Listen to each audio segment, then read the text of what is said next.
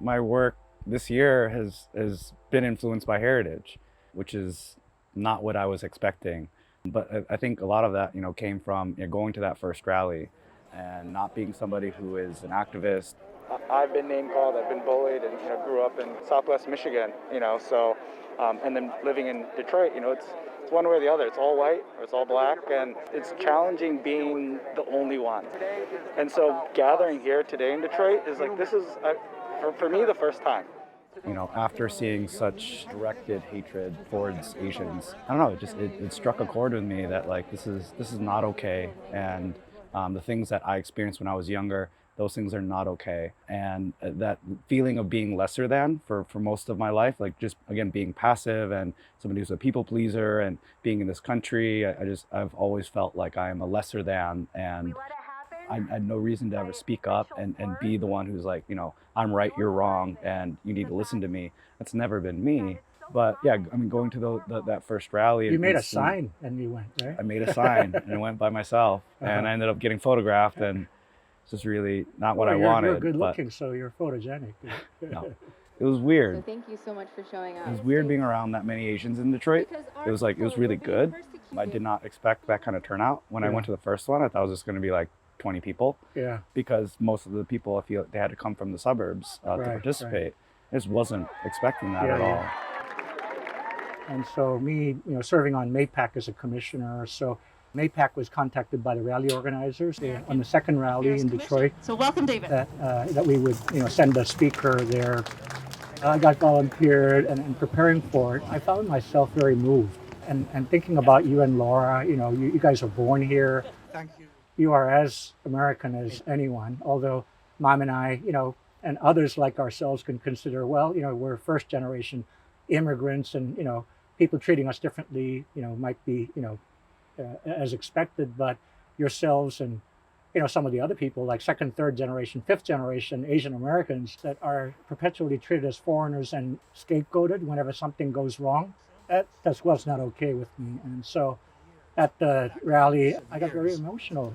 And like all people who call America home, Asian Americans deserve equal respect. We want respect. I want respect. I want my son to have respect. You want respect for yourselves and for your families. We all want respect, and we all need to give each other respect. And I actually felt as if I needed to speak on behalf of millions of others like you, and not just Asians, but other people in America who, for whatever reason, feel that they are not part of the core.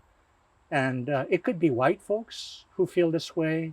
It could be African American or Hispanic or whatever, folks that feel that for one reason or another that they're marginalized or ignored or unheard. Well, I mean, I found that out in my show, in Marcellus, the Gyopo show. Yeah. So Alone, In Between, and Neither, this. Yeah, you picked this Marcellus, which kind of was like Stevensville, where you lived in middle school, yeah? Gyopo is the term for a Korean immigrant, or it describes the Korean diaspora.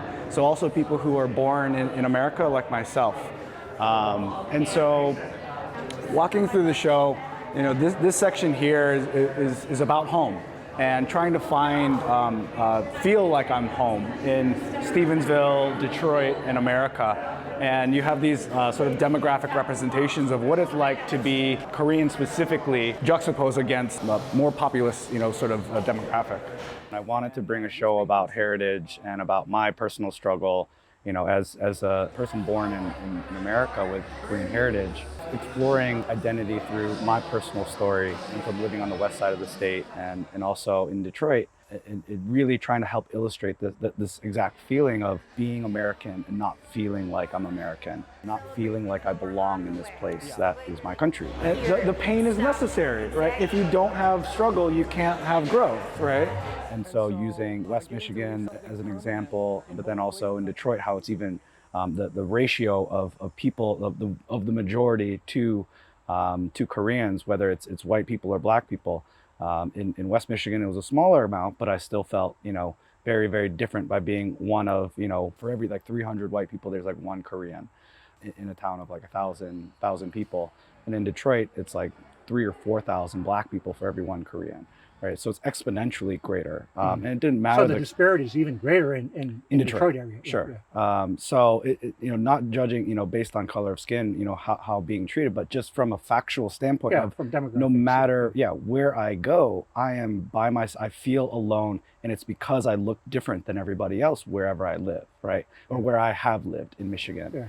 And so starting to illustrate those painting and creating works that help people see someone who is at first really separate from all these different places in Michigan, and even photo series, wearing a hanbok and titling it Pure Michigan and going through all these places. That was really weird. But it's so it's I am Pure Michigan. I'm so you bought that hanbok born here on Amazon, and it was it says it's a hanbok, but the secondary use was a Halloween costume. Right. So and so that was part of the work, right? Is that I feel almost like I'm wearing a Halloween costume in the middle of summer, like when I photographed it.